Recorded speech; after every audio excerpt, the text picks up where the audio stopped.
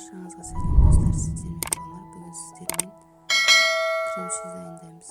Ол үшін бізге сырымызды жақсылап езіп алу керек.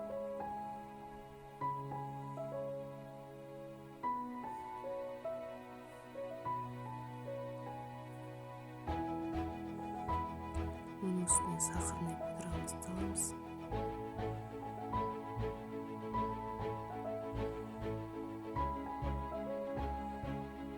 Жақсылап араластырамыз.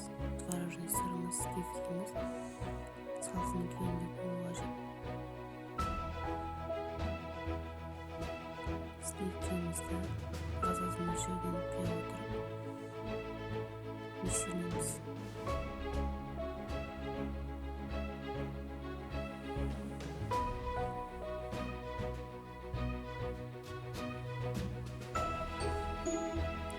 Миксердің жылдамдығын 1-ден 7-ге дейін ақырындап жылжытып отырып миксерлейміз.